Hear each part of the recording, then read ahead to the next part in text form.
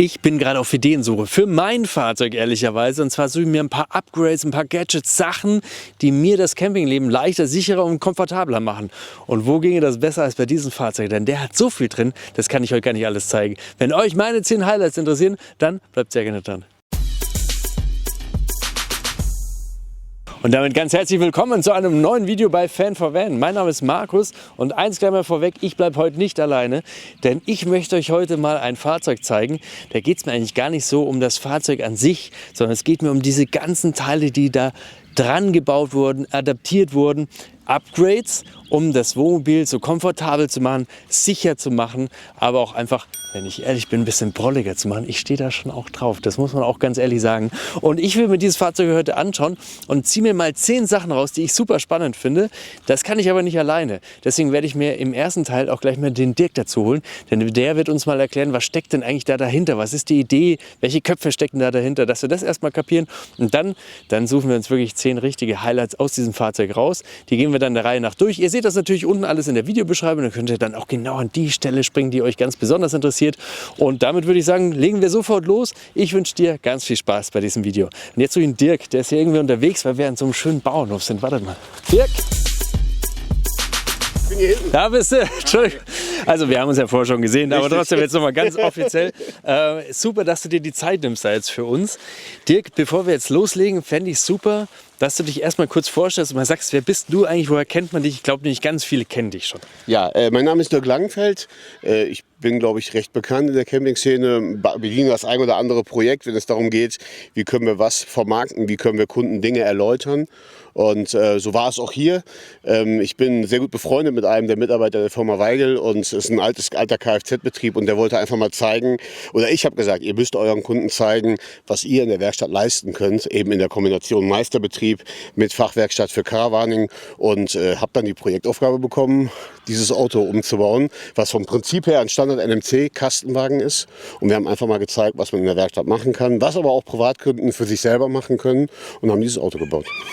Und das finde ich das Spannende daran, weil also ich bin ja jetzt nicht selbstlos hier, wenn ich ehrlich bin, sondern ich baue ja auch gerade mein Auto aus und ich suche mir noch viele Sachen, Gadgets, ein bisschen Sachen, die mir einfach das Leben schöner machen auf der Reise. Und ihr seid ja eigentlich so die rollende Messe eigentlich dazu, weil ihr habt jetzt so, also ich glaube es geht immer mehr, aber das ist ja unfassbar viel, was ihr da reingebaut habt. Genau. Und ich glaube, das ist auch nochmal ganz wichtig. Es geht euch jetzt nicht darum, dass ihr sagt, alle Autos müssen nachher so aussehen, sondern ihr wolltet das einfach so vollpacken, dass jeder sich das rausziehen kann, was für einen wichtig ist. Genau, es ist im Endeffekt ein fahrender Messestand, kann man so sagen. Ich glaube, wir haben 30 Projektpartner in diesem Auto eingebaut, andere Dinge dafür demontiert, andere Sachen einmontiert. Und das ist es im Endeffekt. 30 Leute haben gezeigt, was geht. Und so durften wir jetzt auch für die CMT das Fahrzeug auf 3 Messen präsentieren und den Leuten näher bringen, was man aus dem Standard-Kastenwagen hier in diesem Fall alles machen kann, auch teilweise ohne wenig Aufwand. Genau. Ja, und das ist spannend. Das wollen wir uns heute mal anschauen. Ich wollte mir 10 Sachen mal rauspicken, die für mich interessant wären. Mich interessiert es natürlich auch nochmal, was dein persönliches Highlight ist, weil das muss man auch nochmal sagen. Du lebst das Auto ja auch. Es ist ja nicht so, dass du es einfach nur herzeigst, sondern du bist ja auch ganz viel mit unterwegs.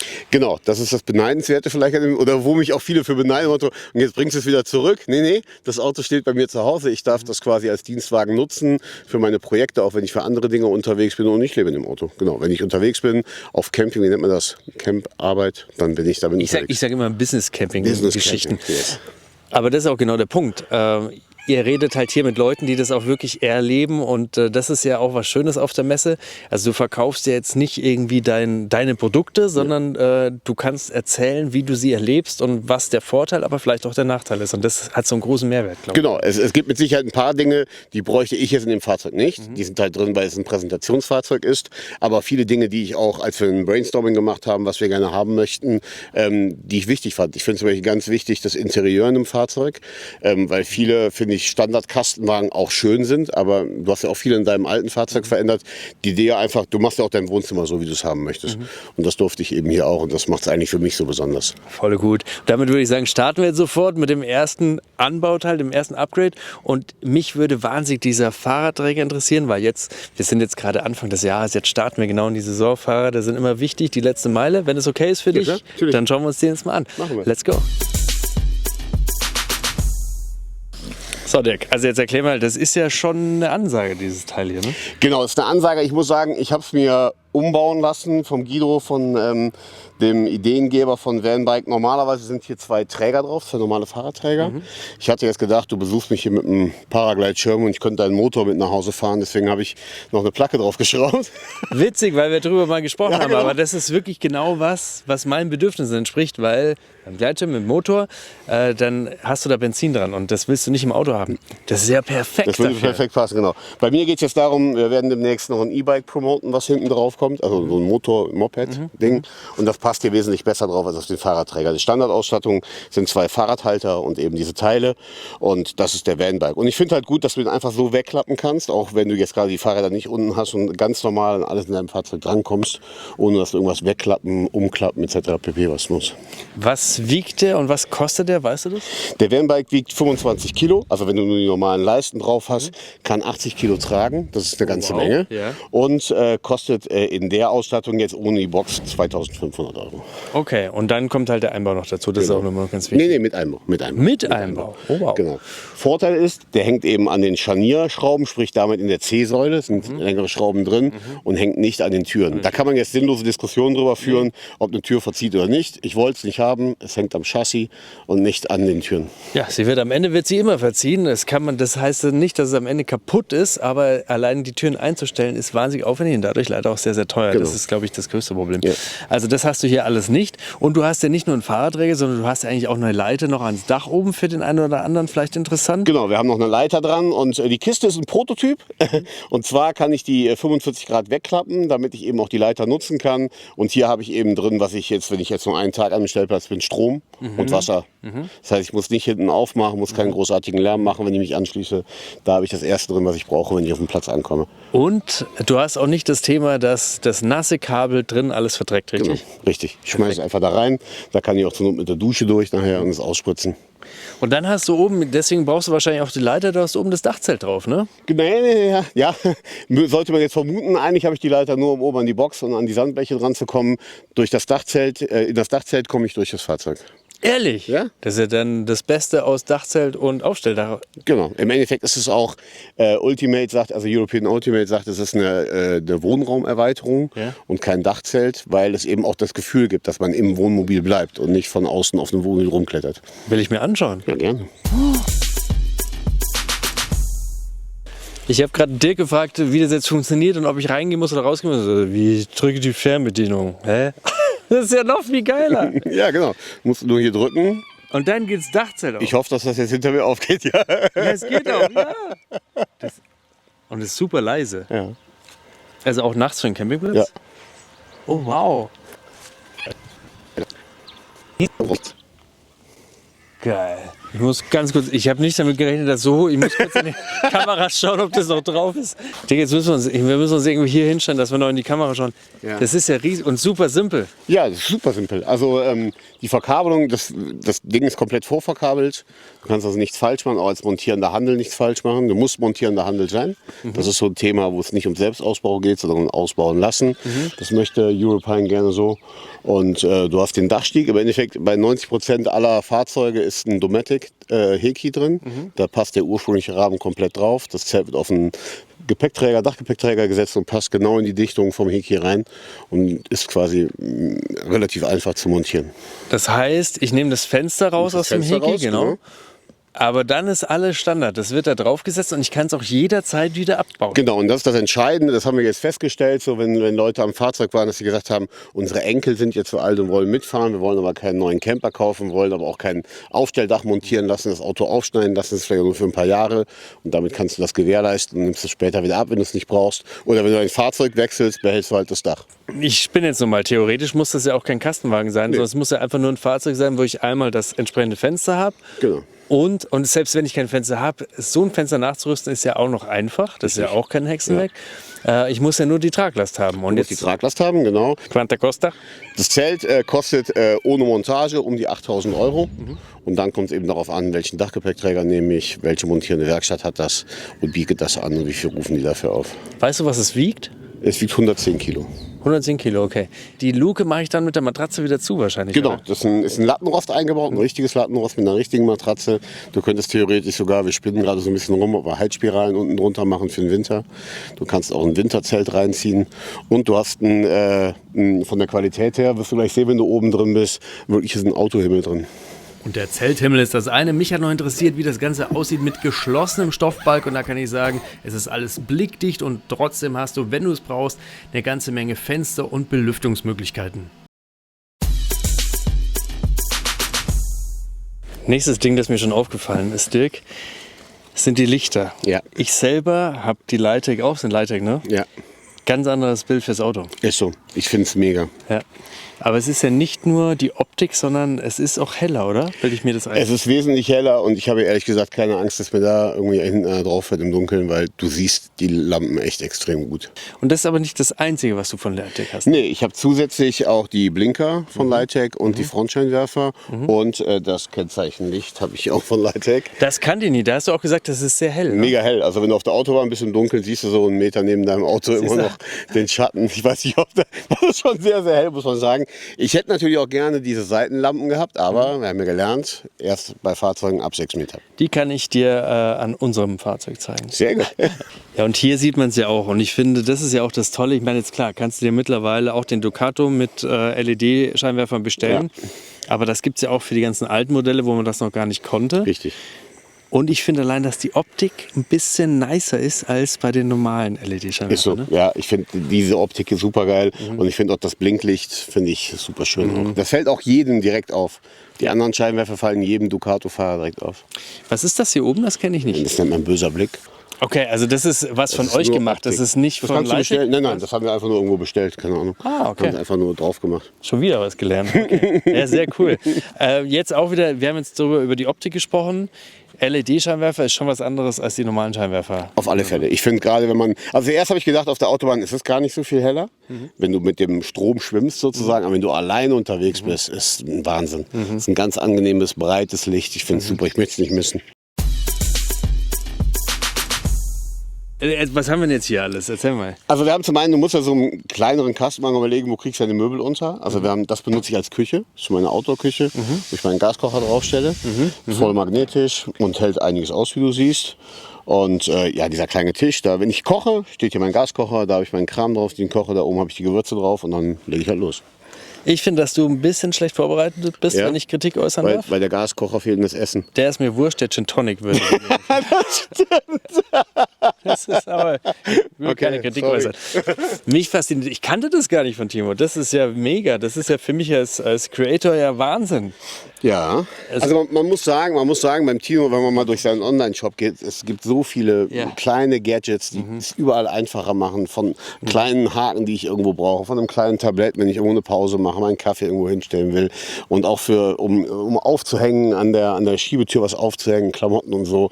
Da muss man einfach durchgehen. In der Regel, wenn dir irgendwas fehlt am Bedarf, guck einfach in den Shop vom Timo und du hast es in der Regel. Ich bin übrigens über dieses Produkt damals auf den Timo aufmerksam geworden, weil ich das einfach so clever finde. Dasselbe wie mit dieser Küche. Du gehst eben mit den Stützen deiner Markise nicht mehr auf den Boden, musst nicht schwierig verankern und das hält Bombe. Es polarisiert total. Es sind die Felgen und die Reifen. Und am Ende ist es aber so, und ich glaube, darum geht es uns ja auch heute, das ist ein Schuhwerk und das schmückt dein Fahrzeug einfach. Also es macht aus deinem Auto was anderes und es ist immer noch so, es ist der Kontakt zwischen diesem Teil und der Straße. Und ich sag, die einen tragen halt gerne High Heels und die anderen tragen gerne Sneakers und du trägst gerne Trekking Boots. Genau, ich trage gerne Trekking Boots. Ich finde, das passt zu so einem Fahrzeug dabei. Ich fühle mich auch, ich weiß, du stehst nicht so auf die Reifen, dir gefallen, glaube ich, besser die Straßenreifen, ne, was Sicherheiten angeht. Ist falsch, also weil gefallen tun mir die gar nicht. Okay. Die gefallen mir viel besser. Genau, aber hier bei der Kombination haben wir es, das ist eine Twin-Monotube-Felge mit einem Blackbeard-Reifen, ein neuer Hersteller, der meines Wissens aus Australien kommt. Und in der Kombination mit dem VW Air Suspension Luftfahrwerk ist es halt eine super Kombination, auf der Straße zu sitzen. Das sieht man jetzt ganz gut, so wie der Reifen eingeschlagen ist. Luftfahrwerk kommen wir gleich nochmal. Ich habe nochmal eine Frage. Das heißt, wir reden hier auch von 18 Zoll. Genau. Hast du damit einen deutlich besseren Fahrkomfort wegen den... Du hast nämlich hier einen gar nicht so niedrigen Druck mit den 4,2 Bar oder ist das nur Show? Da sollen ja offiziell, ich habe ein bisschen weniger Druck drin. Ich hab's mir gedacht. Aber wir haben es halt draufgeschrieben. Wie geil seid ihr denn? Ja, weil du wirst mit deutlich weniger Druck fahren. Ja, genau. 3,5 haben wir drin, ja. Okay, ja, jetzt kommt auch immer wieder drauf an, aber wir wollen jetzt gar nicht zu sehr drüber reden, aber dieser weniger Reifendruck ist natürlich auch deutlich mehr Fahrkomfort, weil es nicht so knatzt und knattert, ist einfach nicht so hart. Genau, ja. Du bist ja heute mit hier hingefahren mit dem Auto, hast ja gesagt, so laut ist es gar nicht, muss man sagen. Ja. Ich weiß nicht, ob es an der Kombination mit dem Luftfahrwerk hängt, aber ich finde es in keinster Weise störend. Und jetzt das Luftfahrwerk. Ja. Das sieht ja auch nochmal spacig aus. Was hast du da? Ja, wir haben halt ein komplett elektronisches Luftfahrwerk. Das heißt, wir haben die kompletten Federn rausgebaut. Es ist ein vorne und hinten Luftfahrwerk drin. Aber nicht so, wie es bei vielen herkömmlichen Herstellern ist, dass du es irgendwie über so Hebelchen einstellst, sondern das Auto merkt selber, wo es gerade ist. Und ich habe noch die Möglichkeit, über eine Fernbedienung, also eine verkabelte Fernbedienung, zu sagen, ich möchte jetzt einen Sportmodus haben. Den benutze ich ehrlich gesagt jetzt für mich nicht, weil es ist kein Sportauto. Aber gerade im Gelände, ich kann das Auto aufbocken um circa, siehst du hier, circa 8 cm, geht aber 30 km/h auch wieder runter aus Sicherheitsgründen, was ich schon mal gut finde, du kannst es nicht vergessen. Und du hast, ich habe ja keine Hubstützen oder so drunter, und es hat eine Außennivellierung, wenn ich auf dem Platz stehe. Hast du da Kosten, Einbauzeit? Womit Mit kann man das Einbau kostet das beim Ducato ca. 10.000 Euro. 10.000 Euro Luftfahrwerk. Okay, das ist natürlich schon eine Ansage. Hast du damit auch gleich aufgelastet? Ich kann damit jetzt auflasten. Also wir sind gerade, wir mussten es jetzt, wo das Dachzelt draufkommt. Ich habe die Unterlagen schon da. Ich muss was zum Straßenverkehrsamt. Wir lasten den jetzt auf 4,2 Tonnen. Ja. Das ist nämlich auch ein Punkt, warum viele natürlich das Luftfahrwerk nehmen. Nicht nur, weil es komfortabler ist, sondern weil du damit dann eben auch über die 3,5 Ja. Und off the records, weil ich es einfach nur gesehen habe und ich interessant fand, wenn der Kompressor mal den Geist aufgibt, warum auch immer, da kannst du ja mit einer ganz normalen Pumpe, wie du deinen Autoreifen aufpumpst, hier die Luft nachfüllen. Das finde ich auch clever. Und es ist auch für so Idioten wie mich klar gekennzeichnet, auf welchen Reifen es geht. Was ich jetzt gesehen habe, ist dieser blaue hier vorstechende Wechselrichter. Und ich glaube, das ist ja auch nochmal ein Upgrade, das sehr viele Leute interessiert. Strom, Autarkie. Jetzt hast du sogar auch noch so eine besondere Markise dazu. Die habe ich mir in Düsseldorf schon mal angeschaut. Genau. Jetzt würde mich interessieren, was habt ihr für ein Stromsetup und welche Erfahrungen hast du bisher gemacht? Genau, also die Markise ist ja jetzt seit Juni dran. Das ist ja eine Solarmarkise. Noch der Prototyp mit 3 Meter Längen, demnächst erhältlich in 3,50 und 4 Metern. Machte der 3,50 Meter Variante dann 540 Watt, was eine ganze Menge ist. Wir wollten vor allen Dingen, oder ich wollte vor allen Dingen eine Menge Strom mit mir rumführen, weil gerade als Business Camper, du bist oftmals da, wo kein Strom drin ist. Wir haben unterm Sitz verbaut eine 540 Ampere-Stunden Batterie. Genau, also die war auch noch nie leer. Haben eben den Wechselrichter direkt vorne hingemacht, weil ich von da aus, wir haben keine Netzvorrangschaltung. Das ist, weil wir auch ein bisschen zu aufwendig für dieses Auto, sage ich mal. Deswegen, ich kann hier überall Strom ziehen, wo ich das will. Wir haben 2 Solarregler dran. Einen, der sowohl die Aufbaubatterie lädt, als aber auch die Starterbatterie bedient. Ja, da habt ihr aber mal ordentlich Saft an Bord. Saft an Bord, genau. Das ist wahnsinnig. Aber mir war auch gar nicht bewusst, dass ich so viel Amperestunden unter den Sitz kriege. Das ist ja auch was Besonderes. Genau, das ist jetzt schon ein Altmodell. Also es gibt schon ein Upgrade bei grauen Haare. bei Active mit 700 Amperestunden. 700 Amperestunden unterm Sitz. Inoffiziell 740, aber offiziell 700. Oh, wow. Das ist mal ein ordentliches Upgrade, würde ich sagen. Da so. kannst du viele Espresso rauslassen. Genau. Okay, ja, mega. Aber wir haben jetzt sind wir angelangt bei Nummer 7, richtig? Ja. Wir haben noch ein paar Highlights, die wir uns rausgreifen wollen. Drin. Okay, dann gehen wir mal rein. Was hast du als nächstes für mich als Highlight? Filzen. Filzen? Warum denn Filzen? Erstmal wegen dem Wohlseingefühl, weil ich bei den Standard-Kastenwägen diesen ganzen Plastikverkleidung nicht so mag und deswegen ist das hier angenehmer. Zum einen nimmt es eine Menge Feuchtigkeit auf in der Nacht. Ist das gut? Ich finde schon. Okay. Weil weniger beschlagene Scheiben. Der Filz, das ist ein Naturfilz, ne? Ich frage deswegen, so blöd ist das gut, weil jetzt könnte man ja sagen, der nimmt Feuchtigkeit auf, dann schimmelt mir das irgendwann. Ja, aber da gibt es genau aber zum Beispiel, ne, bei Wohnwagen soll man die Vorhänge nicht rausnehmen, weil Wohnwagen für klimatische Verhältnisse im Wohnwagen sorgen, weil die Vorhänge die Feuchtigkeit aufnehmen. Und das bei so einem Kastenwagen gibt es sowas nicht mehr. Und, hast du keine Vorhänge im Kastenwagen? Habe ich nicht. Komm noch. Und es dämmt das Fahrzeug unfassbar. Also wenn du reingehst und machst die Türen zu, ist es ein ganz anderer Klang. Das merkst du hier schon, genau. Obwohl wir ja eigentlich noch draußen stehen. Aber es ist ganz anders. Genau, und du hast vielleicht auch gemerkt bei der Fahrt, das Fahrzeug ist auch wirklich sehr leise, weil eben nicht mehr dieses blecherne Geräusch von der Karosse zu hören ist. Aber das ist eine Sauarbeit wahrscheinlich, oder? Das ist eine Sauarbeit. Wir haben hier mit einem selbstklebenden Filz gearbeitet. Ach Quatsch. Genau. Der hat quasi so hinten so Papier, das du abziehen kannst. Dann ist der selbstklebend, weil in einem fertigen Fahrzeug mit Sprühkleber zu arbeiten, ist nicht so geil. Und deswegen haben wir hier sehr bewusst selbstklebenden Filz genommen. Und dieses Filzen ist für mich so ein Paradebeispiel für sein Fahrzeug upgraden. Wenn einem zum Beispiel die Innenanmutung ein bisschen zu steril ist, dann ist das eine ideale Lösung. Wir haben selber das Ganze mal im Badezimmer bei meinem alten Fahrzeug gemacht mit einer Folierung, aber das gibt natürlich noch mal mehr Wärme ins Fahrzeug. Dirk, Ja. CMT hast du mich damit schon beeindruckt, weil das habt ihr auch für die Frontscheibe. Genau. Das war witzig. Ja. Ich muss mal schauen, ob ich euch das Video verlinken kann, aber das geht mit Sicherheit. Da hatten Ja. wir ein kleines Wortspielchen, einen Versprecher drin, der war so nett. Nein, aber worum es mir geht, ist das Fliegengitter hier, das Fliegennetz. Genau. Erklär mal ein bisschen, was hat es damit auf sich? Ja, im Endeffekt geht es darum, das kennt ja jeder, wenn er hinten so ein bisschen Dauerlüften will, weil es extrem heiß ist. Gerade hier am Bauernhof, vielleicht im Sommer, viele Mücken und so. Und da fanden wir eben diese Moskitonetze von Hintermanns ganz gut, weil sie eben magnetisch einmal drumherum festgemacht werden und ich trotz alledem mit einem dreifachen Reißverschlusssystem oben wie unten aufmachen kann. Ja, und mich hat das damals gleich fasziniert und ich kannte das ehrlicherweise nicht. Ja. Und ich finde es sehr, sehr gut, weil das ist so wichtig. Wir reden immer alle, beim Kastenwagen ist das Beste meines Erachtens, dass du eben so lüften kannst im Genau. Sommer, wenn es recht heiß ist. Und das geht aber eben nicht nur durch die Schiebetür, sondern wenn du wirklich lüften möchtest, dann musst du vorne, also an der Seite öffnen und hinten. Genau. Und dann hast du aber das Problem, da willst du ja mit Licht arbeiten oder irgendwas. Und es sind ja nicht nur Mücken, auch die ganzen Fliegen und das Ganze. Genau. Das ist super und du kommst trotzdem an allen ran. Und zum Einbauen ist es schwierig oder meinst du, darfst du mal schnell ausprobieren? Klar, probieren wir aus. Okay, dann machen wir das. Dann probiere ich das gleich mal aus. Und ich habe noch gesehen, du hast da sogar dahinter noch was, eine Tasche oder was? Eine ist Tasche, das? genau. Du hast quasi so Organizer-Taschen, die auch magnetisch hinter dem Moskitonetz sitzen, wo du keine Ahnung wie ich abends die Brille reinlegst. Gehört das zusammen? Dein Handy. Das kannst du dazu bestellen, optional. Aber auch von Hintermann? Ja, genau, auch von Ah, okay. hinten, genau. Ja, schau mal, habe ich auch schon wieder was gelernt. Das wusste ich nicht. Also habe ich mich einfach mal versucht. Das Reinhängen geht wirklich super einfach und ich habe noch mal gecheckt, ob dann auch die Türen zugehen und all das ist überhaupt kein Problem. Ich bin ja bei Dirk ins Auto hier eingestiegen, weil er mich dann mitgenommen hat und habe mir einfach nur gedacht, boah, es hört sich gut an. Also der Sound, du hattest gerade Radio gehört genau. und der war richtig geil und da habe ich dich darauf angesprochen und da hast du auch ein Upgrade. Richtig, genau. Wir haben hier mit der Firma Karatec zusammengearbeitet. Die hat zum einen ein Pioneer-Radio eingebaut, was auch eine sehr gute Verbindung zu den Handys hat, sprich was Navigation so angeht. Und Karatec hat ein eigenes Soundsystem entwickelt, was eben auch in die Ducato reinpasst. Und wir haben komplett alle Lautsprecher getauscht gegen ein Karatec Soundsystem. Kannst du sagen, was sowas kostet? Ich glaube, das wäre jetzt mit dem kompletten Paket und dem Radio, glaube ich, bei 1800 Euro gewesen.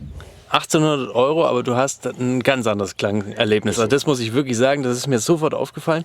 Und wenn du viel fährst, gerne Musik hörst oder auch gerne Podcasts zum Beispiel. Genau, dafür habe ich es gemacht. Genau, dann hast du da ein ganz anderes, also es ist einfach, du drehst nicht so laut, es ist viel angenehmer zu hören. Also es war echt angenehm. Hat es auch was zu tun mit der Freisprecherinrichtung eigentlich? Genau, Freisprecherinrichtung ist da oben auch montiert, wenn du schaust. Da oben ist das Mikrofon und das funktioniert wunderbar. Kann man sich nicht beschweren. Kontaktilität ist da. Alles wunderbar. Mega Radio. Und verstehen dich die Leute auf der anderen Seite auch? Ja, das verstehen sie auch. Ich meine, wenn man natürlich wie ich ab und zu die Kappe oben drüber legt, ist ein bisschen schwierig. Aber dann fällt. Da liegt das Problem dann nicht am System, Genau, sondern sagt meine zwischen Frau, den Ohren. Nimm mal die Kappe vom Mikro. Ah ja, stimmt. Okay, sehr cool. Aber das ist genau der Punkt, Leute. Das ist jetzt ganz schwierig, euch visuell einzufangen natürlich. Aber es ist ein Thema. Immer wenn ich ins Auto einsteige, ich ärgere mich jedes Mal über den schlechten Ton tatsächlich. Ich bin da, also ja, ich mag das einfach, wenn es gut ist. Ja. Und das kann man jetzt schlecht zeigen, aber einmal kurz aufdrehen können wir, oder? Können wir machen, klar. Dann.